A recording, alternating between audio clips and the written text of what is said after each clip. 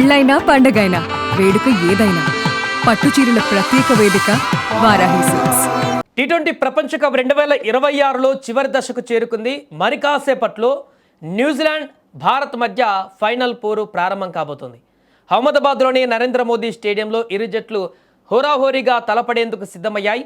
Final మ్యాచ్లో గెలిచి తొలిసారి టీ20 ప్రపంచ కప్ను ముద్దాడాలని కివీస్ ఆరాటపడుతుండగా వరుసగా రెండవసారి ఓవరాల్గా మూడవ ప్రపంచ కప్ను కైవసం చేసుకున్న జట్టుగా చరిత్ర సృష్టించాలని భారత ఆటగాళ్లు పట్టుదలతో ఉన్నారు. ఇక ఇదిలా ఉంటే ఫైనల్ మ్యాచ్కు టీమిండియా తుది జట్టులో కీలక మార్పులు చోటు చేసుకోబోతున్నాయని కూడా కనపడుతుంది. టోర్నీలో పేలవ ప్రదర్శన చేసినటువంటి అభిషేక్ శర్మను తుది జట్టు నుంచి తొలగించాలని కొందరు మాజీ క్రికెటర్లు ఇప్పటికే కామెంట్స్ చేస్తున్నారు. వారు పేర్కొన్నారు కూడా. ఈ టోర్నీలో అభిషేక్ 7 మ్యాచ్లలో కేవలం 89 పరుగులు మాత్రమే చేశాడు. అయితే అభిషేక్ శర్మ ఒకసారి క్రీజ్లో నిలదొక్కుంటే తక్కువ ఓవర్లలోనే భారీ పరుగులు చేసి ప్రత్యర్థి జట్టు శిబిరంలో ఒత్తిడిని పెంచగలడని, అలాంటి విధ్వంసకర బ్యాటర్ తుది జట్టులో ఉండాలని మరికొంతమంది మాజీ క్రికెటర్లు అభిప్రాయపడుతున్నారు. ఒకవేళ తుది జట్టు నుంచి అభిషేక్ శర్మను తప్పిస్తే ఆ స్థానంలో రింకు సింగ్ తుది జట్టులో చేరేటువంటి ఛాన్స్ ఉంది. అయితే ప్రస్తుతం రింకు సింగ్ కూడా సరైన ఫామ్లో లేకపోవడంతో వీరిద్దరిలో తుది జట్టులో ఎవరు ఉంటారనేది క్రికెట్ అభిమానులలో ఆసక్తిని రేపుతుంది.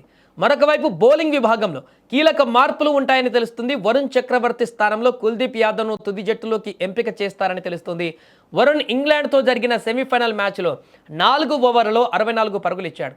తద్వారా చెత్త రికార్డు నమోదు చేశాడు. అయితే అహ్మదాబాద్ పిచ్ స్పిన్కు అనుకూలం కాబట్టి ఫాస్ట్ బౌలర్ హర్షదీప్ సింగ్ను పక్కకు తప్పించి అతని స్థానంలో కుల్దీప్ యాదవ్ లేదా వాషింగ్టన్ సుందర్ను తుది జట్టులోకి తీసుకుంటారని క్రికెట్ వర్గాలలో జరుగుతున్నటువంటి చర్చ. కుల్దీప్ కంటే వాషింగ్టన్ సుందర్ స్పిన్తో పాటు బ్యాటింగ్లోనూ పరుగులు రాబట్టే సత్తా కలిగిన ఆల్రౌండర్ కావడంతో అతన్ని తుది జట్టులోకి తీసుకునేటువంటి అవకాశం లేకపోలేదంటూ చెప్తున్నారు. ఏదేమైనా ప్రధానంగా అభిషేక్ శర్మ పైన వస్తున్నటువంటి విమర్శలకు చెక్ పెట్టేటువంటి విధంగా ఈరోజు టీంలో ఏమైనా మార్పు చేర్పులు ఉంటాయా లేదా అనేది మ్యాచ్ సమయాన్ని వరకు చూడాలి. ఒకవేళ అభిషేక్ శర్మను తప్పించినట్లయితే ప్రత్యామ్నాయంగా ఈశాన్ కిషన్, సంజు శాంసన్ ఓపెనర్గా వస్తారు.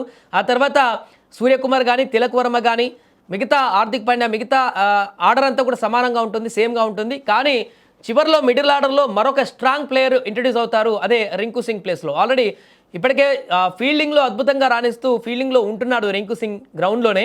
బ్యాటింగ్లో కూడా తన పొజిషన్ మిడిల్ ఆర్డర్లోకి వచ్చేటువంటి అవకాశం ఉంటుంది ఒకవేళ అభిషేక్ శర్మను కనుక తప్పించినట్లయితే. కానీ జట్టులో పూర్తిగా సక్సెస్ఫుల్గా కొనసాగుతున్నటువంటి జట్టునే కంటిన్యూ చేయడానికి ఎక్కువ అవకాశాలు ఉన్నట్టు చెప్తున్నారు. ఎందుకంటే ఫైనల్ మ్యాచ్, అలాంటి మ్యాచ్లో ఏదైనా మార్పు చేర్పులు చేస్తే అది మిగతా వాటిపైన కొంత ప్రభావం చూపించేటువంటి అవకాశం ఉన్నట్టుగా భావిస్తారు. కాబట్టి ఎందుకంటే అభిషేక్ శర్మ ఫెయిల్ ప్రదర్శనలో ఉన్నా కూడా టీమిండియా మిగతా బ్యాటర్స్ అందరిగాను మిగతా టీం అంతా కూడా పర్ఫెక్ట్గా రాణిస్తూ ఫైనల్ వరకు చేరింది. కాబట్టి అదే కాంబినేషన్లో ఒకవేళ ఆడితే ఆడతాడు అభిషేక్, లేకపోతే నష్టమేం లేదు. ఇప్పటికే ఫెయిల్ అవుతూ వస్తున్నాడు అభిషేక్ శర్మ, ఇది కూడా ఫెయిల్ అవుతాడు. మిగతా టీంతోనే మూవ్ అవడానికి ప్రయత్నాలు కొనసాగిస్తుంది. కాబట్టి తన మీద ఎక్కువ ఎక్స్పెక్టేషన్స్ లేకుండా టీంను మార్చి కొత్త ధరను తీసుకొచ్చి కన్ఫ్యూజన్ క్రియేట్ చేయడం కంటే మిగతా ఆటగాళ్ళందరిలో కూడా ఒక కన్ఫ్యూజన్ క్రియేట్ చేయకుండా ఉండడానికి అభిషేక్ శర్మను అలానే కంటిన్యూ చేసి ఫైనల్లో ఈ సక్సెస్ఫుల్ కాంబినేషన్ కొనసాగించేటువంటి అవకాశం ఉందంటూ కూడా మరికొంతమంది నిపుణులు చెప్తున్నారు. ఏదేమైనా కూడా మార్పు చేర్పులకు సంబంధించినటువంటి పూర్తి వివరాలు అయితే మనకు మ్యాచ్ జరిగేటువంటి సమయానికి అయితే బయటకు వచ్చే అవకాశం ఉంది.